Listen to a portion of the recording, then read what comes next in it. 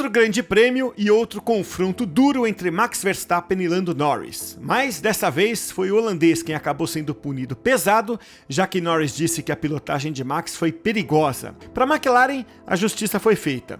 A equipe achava que Verstappen deveria ter sido punido no GP dos Estados Unidos por forçar Norris para fora da pista numa disputa pelo terceiro lugar. A equipe ficou tão indignada que apresentou um pedido de revisão nos Estados Unidos. Ela queria que os comissários reconsiderassem a decisão de punir Norris com 5 segundos por ultrapassar Verstappen fora da pista na curva 12. O pedido não foi atendido, mas a questão das diretrizes de corrida da Fórmula 1 ficou no ar. Afinal, o que é uma pilotagem justa, sobretudo depois do que foi visto no GP do México? Agora mudanças podem pintar. Os pilotos se reuniram com a FIA e concordaram em discutir ajustes nas diretrizes de corrida no GP do Catar em dezembro. Mas, no México, Verstappen e Norris testaram mais uma vez os limites das regras atuais. Eles voltaram a disputar um lugar no pódio atrás de uma Ferrari, com Verstappen na frente e Norris tentando ultrapassar. Assim como na curva 12 de Austin, Norris tentou ultrapassar Verstappen por fora,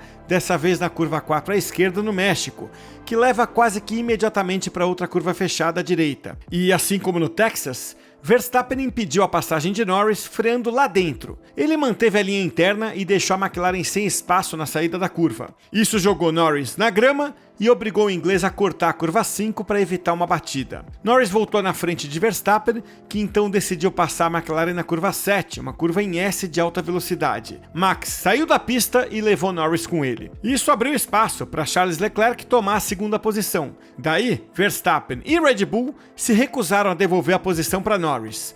Não demorou muito para os comissários aplicarem 2 punições de 10 segundos a Verstappen. Uma por jogar Norris para fora da pista e outra por sair da pista e ganhar vantagem.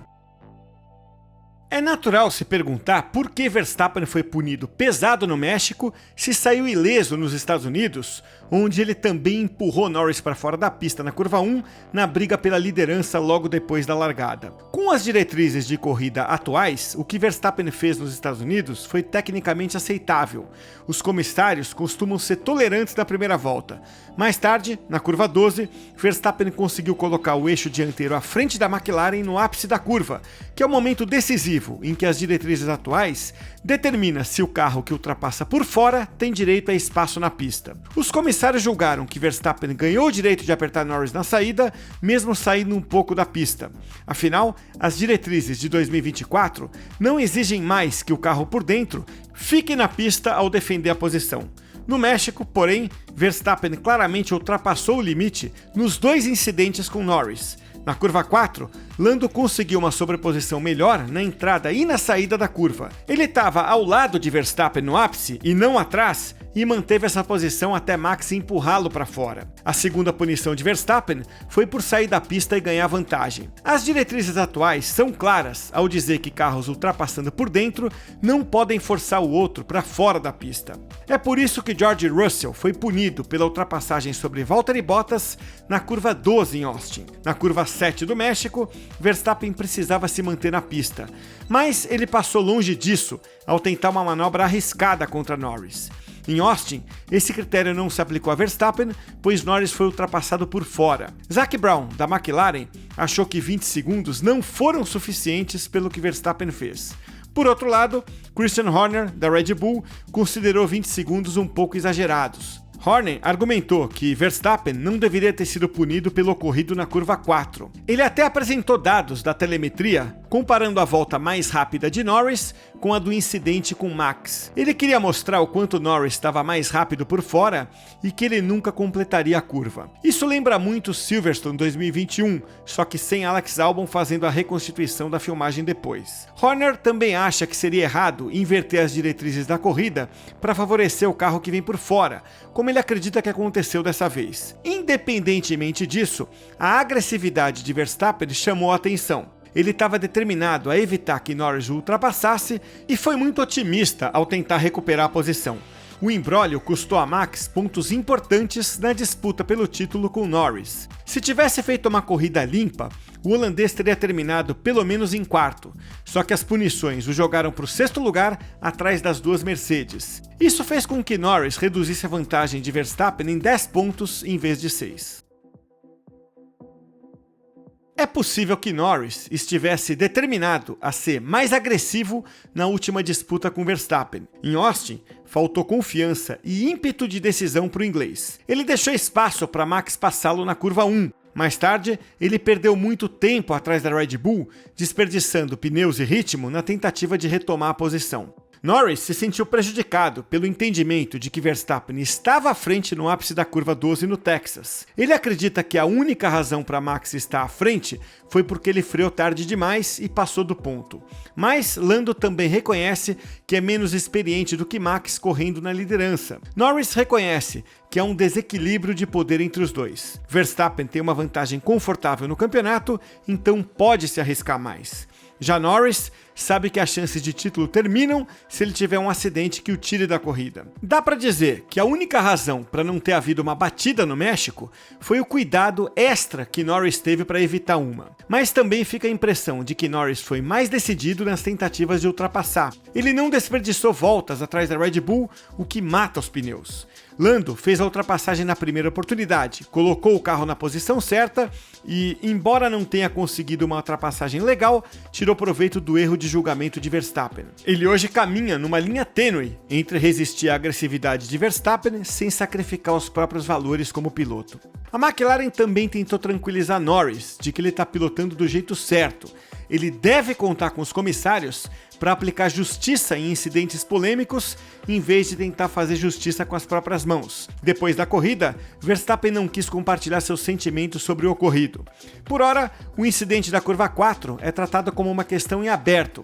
Sobre a curva 7, ele usou aquela expressão do idioma inglês. É o que é. Foi o mais perto que Verstappen chegou de uma admissão de culpa. O que mais preocupava Max era o ritmo de corrida, que foi fraco. Ele disse que o carro simplesmente não teve aderência e deslizou muito. Isso o deixa vulnerável nas zonas de frenagem pesadas do circuito. O holandês acha que isso explica por que Norris botou pressão na curva 4 desde o começo. Mais uma vez, a pressão está na Red Bull para encontrar uma solução para os problemas contínuos com a RB20.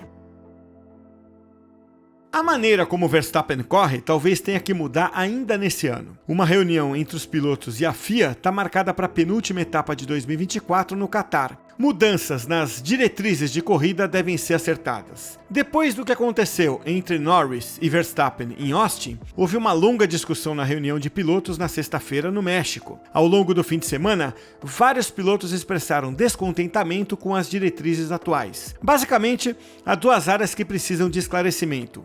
Uma é a questão das regras para o piloto que está defendendo a posição. A FIA não acha que Verstappen esteja explorando uma brecha, mas ele trouxe à tona algo que talvez falte nas diretrizes. Tem um ponto que estava presente nas diretrizes de 2022, mas não nas de 2024. É o seguinte: o carro que defende a posição, no caso Verstappen em Austin e no México, precisa se manter dentro dos limites da pista. Atualmente, essa regra existe nas diretrizes como parte da orientação geral contra sair da pista e ganhar vantagem. Porém, a referência a isso não deveria ter sido removida das diretrizes de ultrapassagem por fora emitidas para 2024. Independentemente disso, tem gente no paddock que entende que em Austin deveriam ter sido aplicados 10 segundos tanto para Verstappen quanto para Norris. Pelo menos teria havido alguma ação contra Verstappen por sair da pista e forçar outro carro a sair junto com ele. Dentro dessa mudança, tem também uma pressão para definir outros pontos vagos nas diretrizes para o carro que defende. Por exemplo, o posicionamento na curva e ainda definir ultrapassagens por dentro e por fora da curva. A outra questão-chave é a necessidade de limites de pista mais claros. Isso foi levantado por vários pilotos. Eles entendem que uma barreira com cascalho, como na Áustria e na curva 12 de Austin, mudaria esses incidentes. Então, tem muito o que se discutir até o Qatar. Será que limites mais rígidos de pista devem ser aplicados em mais circuitos para desestimular pilotagens agressivas, hein? Será que as diretrizes devem ser relaxadas para evitar o que Yuki Tsunoda chamou de pilotos de Fórmula 1 dirigindo como máquinas? Ou, na verdade, devem existir diretrizes mais rígidas para evitar o tipo de defesa que Verstappen usou com sucesso em Austin, mas que foi avaliada como incorreta no México, hein?